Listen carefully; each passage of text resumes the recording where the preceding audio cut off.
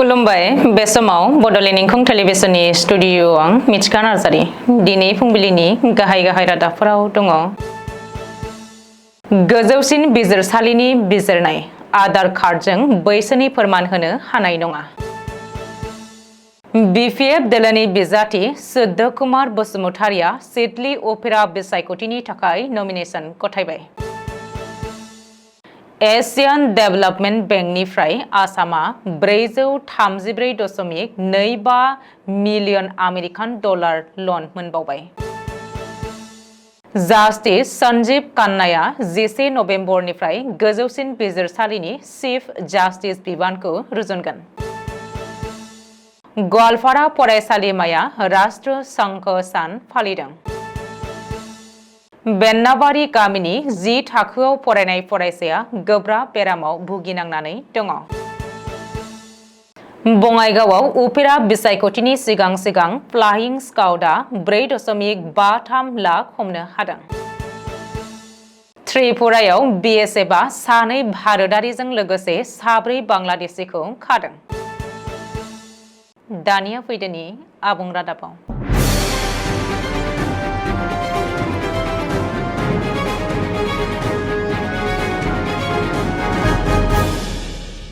गोजौसिन बिजिरसालिया मोनसे बिजिरनाय होदों दि आथिखालाव आधार कार्डआव लिरनाय जोनोमनि खालारखौ बैसोनि फोरमान महरै बाहायनो हानाय नङा। मेट्रिक आनजादनि एडमिट कार्डआव लिरनाय बैसो एबा जोनोम सानखौसो जोनोमनि फोरमानलाइ महरै बाहायनो हागोन। पान्जाब आरो हारियानानि गोजौ बिजिरसालिया आधार कार्डखौनो जोनोमनि बैसो महरै आजावजागोन होननायाव गोजौसिन बिजिरसालिया बे रायदानखौ होदों। गोजौसिन बिजिरसालिनि जास्टिस सन्जय केरल आरो जास्टिस उज्जल भुयामोना बिजिरनाय होनानै बे रायदानखौ होदों। लोगोसेनो उन्दै बैसोनिब्ला जोनोमनि फोरमानलाइखौसो होथारनांगोन। फैगौ 13 नभेम्बराव जानो गोनां सिडली एसेम्बलि बियाबनि उपेरा बिसायख'थिनि थाखाय बिपिएफ दोलोनि बिजाथि महरै सुद्ध कुमार बसुमतारिया शुक्रबारखालि नमिनेशन गथायबाय। चिरां जिल्लानि जिल्ला बेंगिरिनि आखायाव गथायदों। बे नमिनेशन गथायनाय हाबाफारियाव बाहागो लानानै बिपिएफ दोलोनि आफादगिरि आरो बिटिसिनि बारग' गाहाय हाग्रामा महिलारिया खौरांगिरिनि सिगाङाव बुंदों दि 33 नं सिडली बियाबाव फैगौ 13 नभेम्बराव जानो गोनां उपेरा बिसायख'थियाव बिपिएफ दोलोआनो गोबां भट लानानै देरहासारगोन। मानो होनोब्ला प्रमद बर' दैदेननाय इउपिपिएल सोरखारा थांनाय बोसोरब्रै समाव रायजोनि मोनसेबो जौगानाय खामानि मावाखै। बेनिखायनो रायजो राजाया बिपिएफ दोलोनि बिजाथि सुद्ध कुमार बसुमतारिखौ गोबां भटआव देरहाहोगोन होननानै बुंदों। दासिमाव गासै 3 बिजाथिफोरा बे 33 नं सिडली बियाबाव नमिनेशन लाबाय। इउपिपिएलनि बिजाथि महरै 16 नं बिटिसिएलए निसिमानि बारग' एमएलए निर्मल ब्रह्म आरो कंग्रेस दोलोनि बिजाथि महरै सन्जीब औवारी मोनहा सिगाङावनो नमिनेशन लाखांबायमोन। मख'नो गोनांदि 33 नं सिडली बियाबनि बारग' एमएलए जयन्त बसुमतारिया 1 नं क'क्राझार लकसभा बियाबनिफ्राय देरहासार जानायनि उनाव थांनाय मे दाननिफ्रायनो बे सिडली बियाबा लांदां जानानै दङमोन।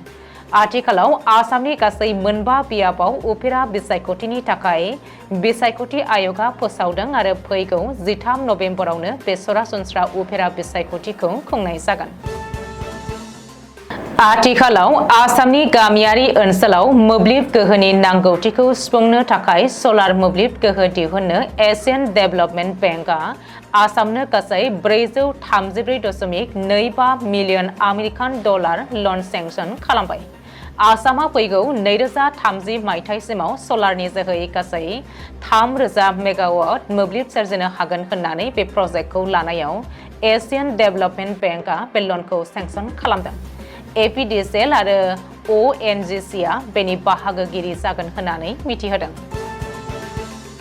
सोलिफु बोसोर 2024 मायथाइनि फैगौ 11 नभेम्बरनिफ्राय जास्टिस सन्जीव कान्नाया भारतनि गोजौसिन बिजिरसालिनि चिफ जास्टिस मासियाव जिरायगोन। मिरु सोरखारा 24 अक्ट'बर बृहस्पतिबारखालि चिफ जास्टिस सन्जीव कान्नाखौ CJI महरै थिसनथाइ होदों। मख'नो गोनांदि आथिखालाव CGI DY चन्द्रचूडा फैगौ 10 नभेम्बराव 65 बोसोर बैसो जानायनि उनाव आजिरा मोनहैसिगोन। बेनिखायनो फैगौ 11 नभेम्बरनिफ्राय गोदान CGI महरै सन्जीव खान्नाखौ सिगांनो थिसनथाइ होदों मिरु सरकारा। आफां आसामनि दैखं खोलायाव थानाय गवालपारा फरायसालिमाया राष्ट्र संघ सान फालिदों। बे हाबाफारिनि गिबियाव पलिटिकेल साइन्सनि बिबुंगोरा डक्टर जयन्त कुमार ब्रह्मआ बराय बिबुंथि होनानै गासैबो फोरोंगिरि आरो फरायसाफोरखौ बरायनानै लाग्रोयो। बेनि उनाव लान्थ्रियै भुमखौरां आयदानि बिबुंगोरा रश्मि हाजरिका, लेङाइ गोरायुं डक्टर SN शर्मा आरो गोरायुं डक्टर सुभाष बर्मन मोनहा फारि राष्ट्र संघनि मावनाय हाबा आरो बेनि गोनांथिजों लोगोसे आथिखालाव रासिया आरो इउक्रेन दावहानि अनगायैबो इजराइल आरो हामासनि गेजेराव सोलिबाय थानाय दावहानि सोमोन्दै गावबा गावनि सावराय बिदां एबा लिरबिदांफोरखौ फरायथिलाङो। बाक्सा जिल्ला मसलपुर महकुमानि बेन्दोंआव थानाय बेन्नाबारि गामिनि 10 थाखोआव फरायबाय थानाय नुर महम्मद मुंनि सासे फरायसाया थांनाय गोबां दाननिफ्रायनो गोब्राब बेरामाव भुगिनांनानै दङ। नखरनि बिमा बिफाया फोरमायथिनाय बायदिब्ला नुर महम्मदआ गिबियाव मेगनजों नुयै बेरामाव गोग्लैदोंमोन। खाथि खालाजों लोगोसे गुवाहाटीआव थानाय खायसे देहा फाहामसालियाव नुर महम्मदनि मेगन नुयै बेरामनि सायाव फाहामथाय होदोंमोनब्लाबो मोजां फारसे फैयैयाव नखरनि सुबुंफ्रा भारत हादोरनिनो नसुंसे हादोर नेपालाव मेगननि फाहामथायनि थाखाय लांनायनि उनाव देहा फाहामसालियाव आनजाद नायनायाव देहा फाहामगिरिया ब्रेन टिउमार जादों होननानै फोरमायो। बेनि थाखाय नुर महम्मदखौ देहा फाहामगिरिया थाबैनो अपारेशन खालामनांगोन होननानै बिथोन होनायजों लोगोसेनो बे अपारेशननि थाखाय 5 लाखसो रांनि गोनांथि जानो हागौ होननानै फोरमायथिदों। मख'नो गोनांदि गरिब नखरजों नाख्रेब जानाय सानफ्रोमबो हाजिरा खामला मावनानै सोलिग्रा नुर महम्मदनि बिमा बिफाया दायो फिसाज्लानि फाहामथायनि थाखाय एसेबां बुरजा रांनि गोनांथि जानायाव जिंगाजों सम बारहोनांदों। बेनिखायनो नखरा गावसोरनि फिसाज्लाखौ फाहामथाय होनो थाखाय रायजो सरकारनि गिबि मन्थ्रि आरो रायजो राजाफोरनिफ्राय मदद हास्थायदों। बेनिखायनो अनफावरि सुबुंफोरा 9957446125 फन पे एबा गुगल पेआव रांनि मदद हरनो हागोन। बङाइगाव एसेम्बलि बियाबाव उफेरा बिसायख'थिनि मडेल कड अफ कन्डाक्ट नांनायनि उनाव फ्लाइं स्काउटआ लामायाव गारि आवथेनानै गासै 4,53,421 रां जब्द खालामनो हादों। AS 19 AC 3618 नम्बरनि साखा खबब्रै गारिखौ सिग्रोमनायाव आब्दुल मालेक मुंनि सासे सुबुंनिफ्राय मोननो हादों रांखौ। बङाइगाव जिल्लानि जिल्ला बेंगिरि अनुराग गयेलआ मिथिहोदों दि बे उफेरा बिसायख'थिनि थाखाय बङाइगाव बियाबाव गासै मोन 9 फ्लाइं स्काउट दानानै होनाय जादों। मख'नो गोनांदि आथिखालाव मोनबा बियाबनि उफेरा बिसायख'थिनि गासै 9,10,655 भटारफोरा भट होनो हानाय बायदियै 1078 पलिं सेन्टार थि खालामनाय जादों। त्रिपुरानि भारत बांलादेश सिमायारि ओनसोलाव BSFआ गासै 6 सुबुंखौ खादों। बिसोरनि गेजेराव 2 भारतारि आरो गुबुन 4 बांलादेशी होननानै मिथिहोदों। त्रिपुरानि BOP NC नगराव हादरनाङारि सिमाखौ बारनाय समाव BSFआ बिसोरखौ हमनो हादोंमोन। आथिखालाव BSFआ बिसोर गासैखौबो सोंनाय फिननाय खालामगासिनो होननानै मिथिहोदों।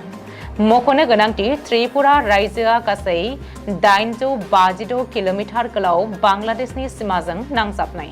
बेनिखायनो BSFआ जोबोद सांग्राङै नोजोर लाखिनो गोनां जायो। दिनै फुंबिलिनि रादाबा एसेनोसै। गोजोन्थों।